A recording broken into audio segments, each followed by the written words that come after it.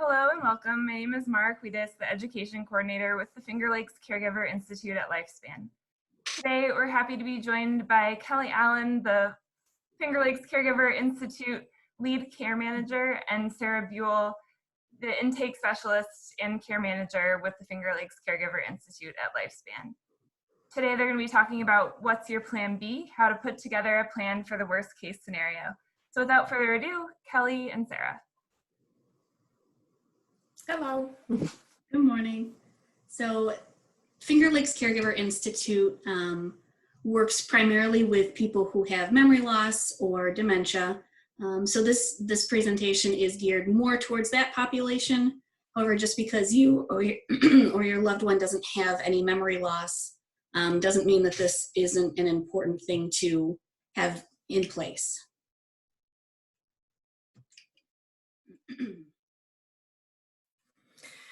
So why is there a need for a plan B?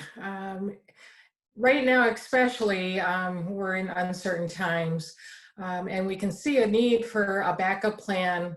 However, we all know that in the back of our minds, an emergency can happen at any time. So it's really good to have a backup plan should the need arise.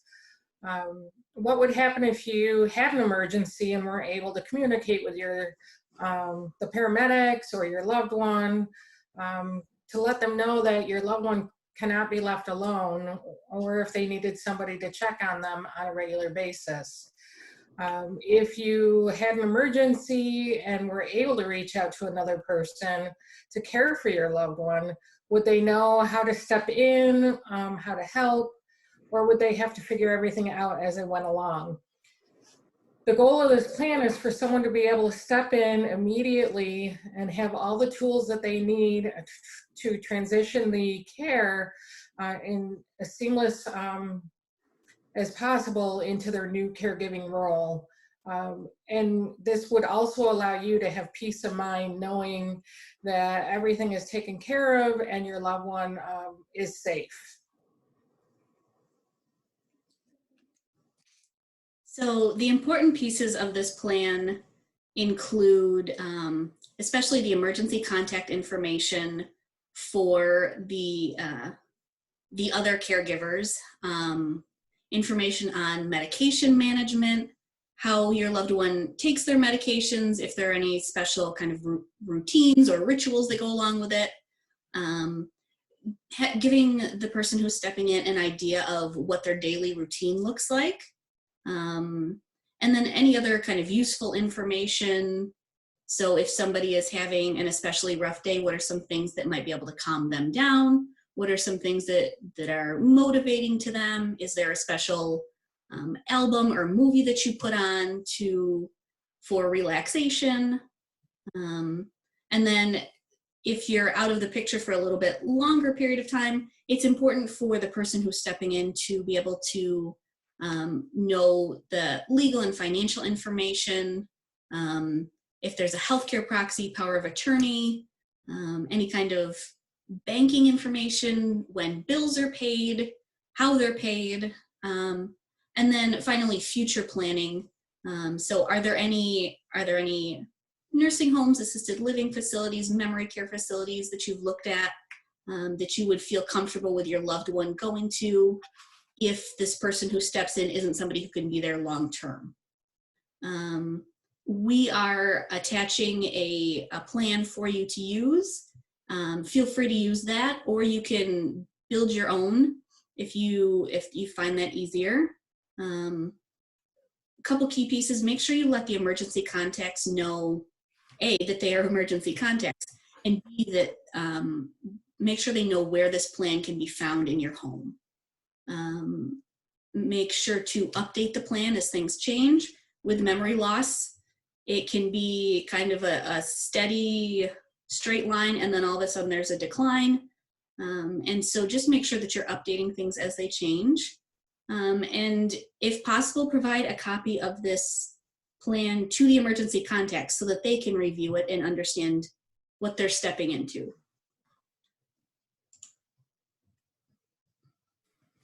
So your emergency contact information should be a list of people who know that they're emergency contacts. So really don't just list somebody and expect that they're going to know. It's really important to have that conversation with them and have them agree that they're going to be your backup emergency contact.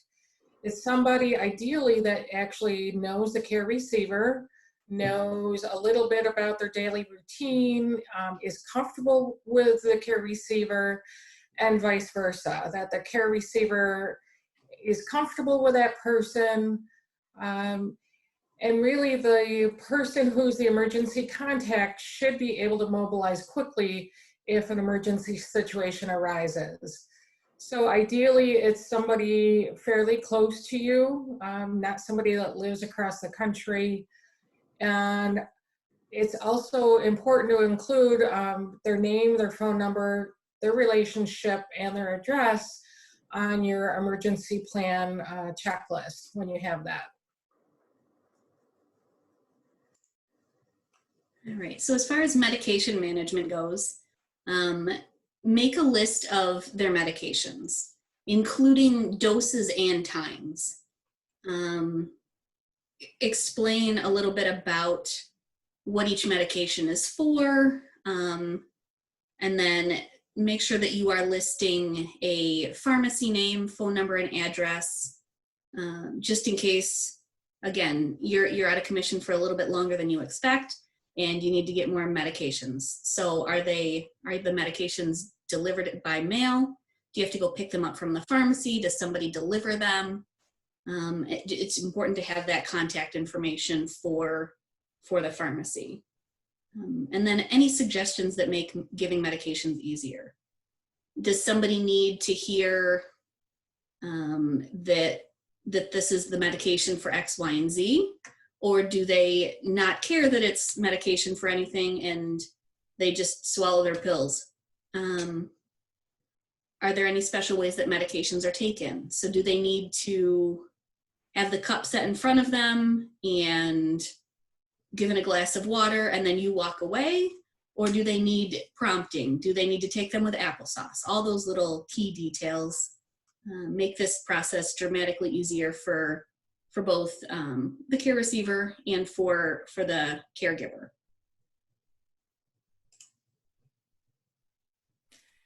So people who have memory loss and those of us who don't actually function better when we maintain a regular routine.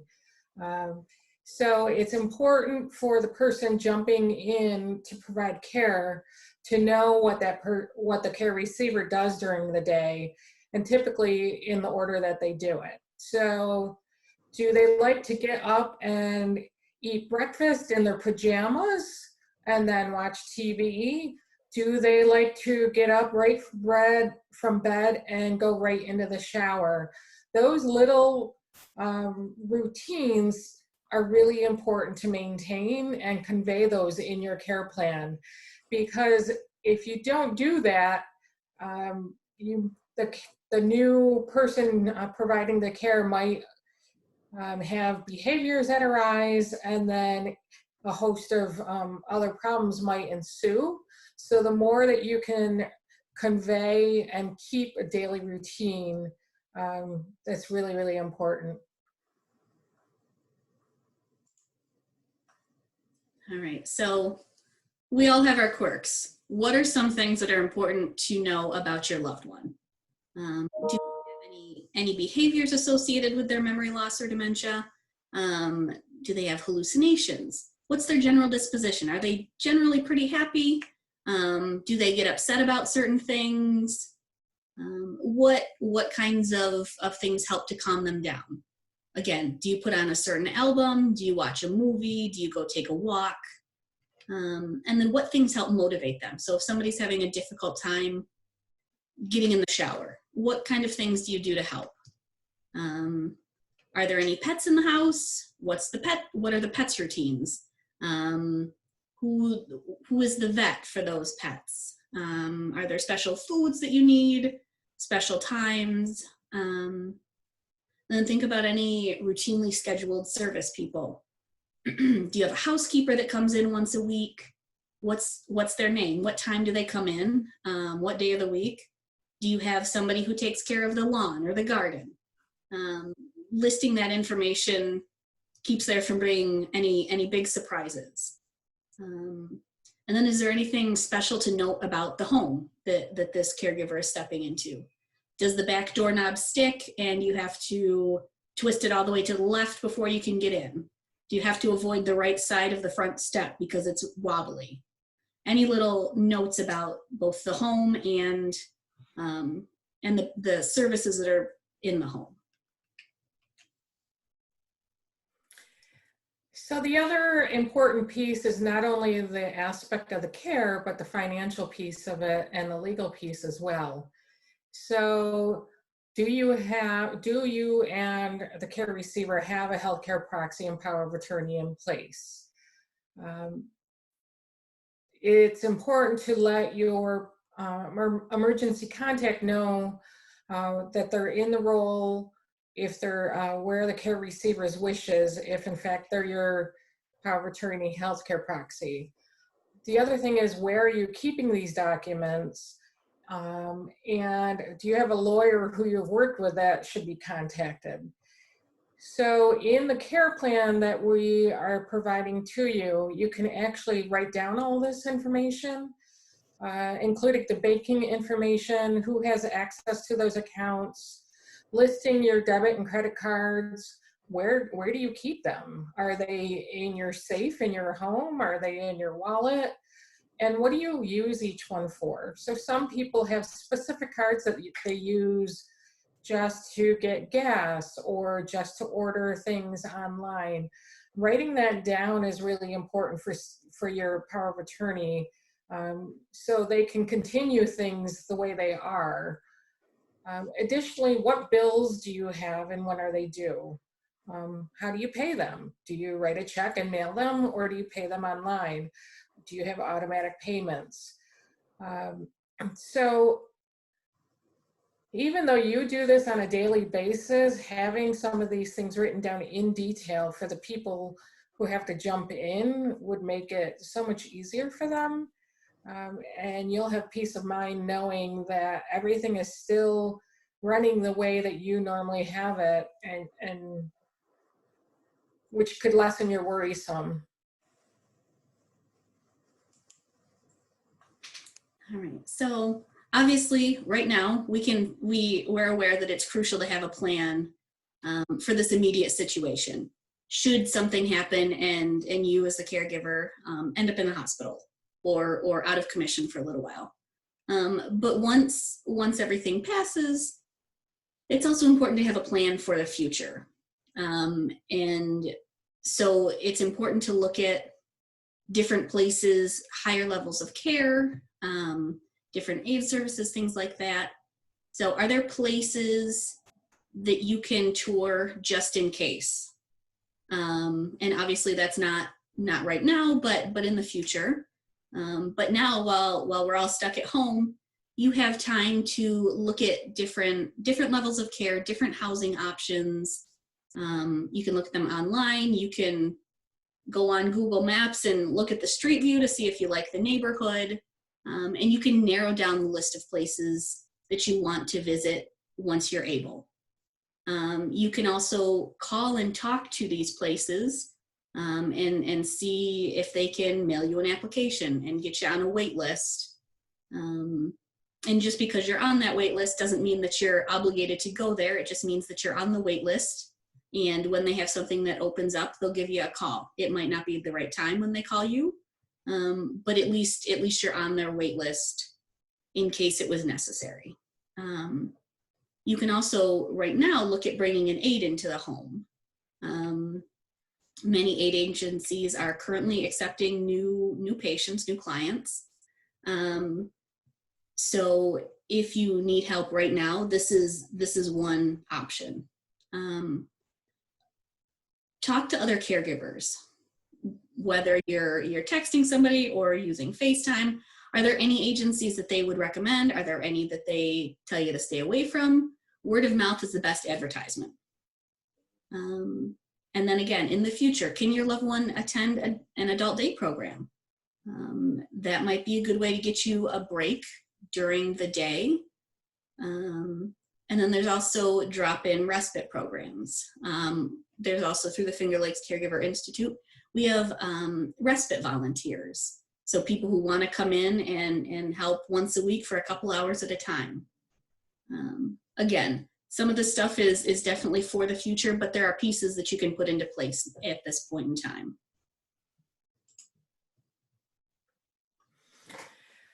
So having those difficult conversations is really important. Again, they're never easy, but the key to it is really planning and giving yourself that independent choice instead of having your independence taken away from you. So right now, the more that you can plan and have those conversations, your loved one might not know what you want. They can guess, but unless you have that conversation about what do I want now and what do I want in the future, they're never going to know about it. So for some people, talking about this is really, really uncomfortable, and no one wants to think about a time when they might not be able to meet their own needs, where they have to rely on others to help with their daily activities. This is where coming up with your plan or your plan B, you're going to be prolonging your independence and making these decisions for yourself and not worrying about and relying on what your healthcare proxy wants. It's really your choice. So some people actually really love the chaos in crisis situations, but most of us don't. And the more you plan, it can ease your burden. It can be easier on the care receiver who has memory loss and really doesn't understand what's happening. And it really will be less stressful for that person who has to help in and step in during your time of crisis. Remember, we don't plan for accidents. Accidents just happen when we least expect it. So the more you can plan and have those conversations now, the more you can be prepared for the future.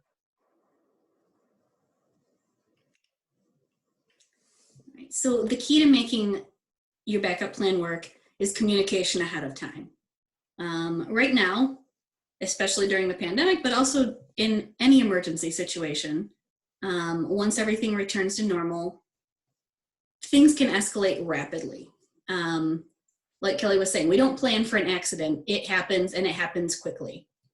But by planning ahead, having this plan in place, you can eliminate some of the uncertainty and stress for you, for the person who's stepping in as caregiver, and for the care receiver. During this time of physical isolation, don't isolate yourself socially. Talk on the phone.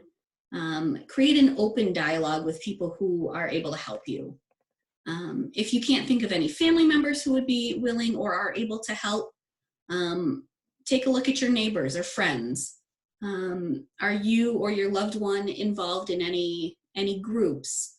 Do you have a church family that might be able to step in and help? Look at all the different people, even if it's just somebody who says, okay, I will step in for a couple hours until we're able to step into this next plan to take your loved one to X, Y, or Z.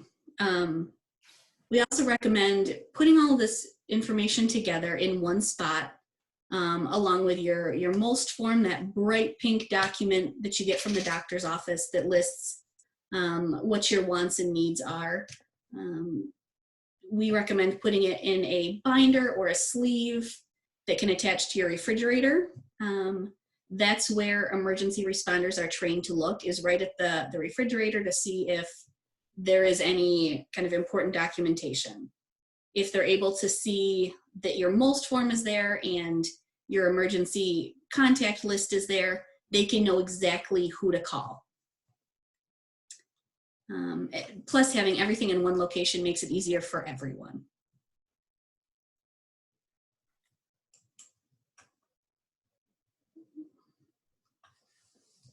So that's our presentation. we really encourage you to take a look at the forms that we will be sharing, as well as some of the resources that are listed on the next page, to kind of give you a better idea of how to plan for the future, and how to come up with a plan for right now. Wonderful. Thank you, Sarah and Kelly. And we will have these resources available along with the handouts that they mentioned online. Thank you again for attending and have a great day. And if you have any questions, there's the contact info right there and how to reach our team. Thank you.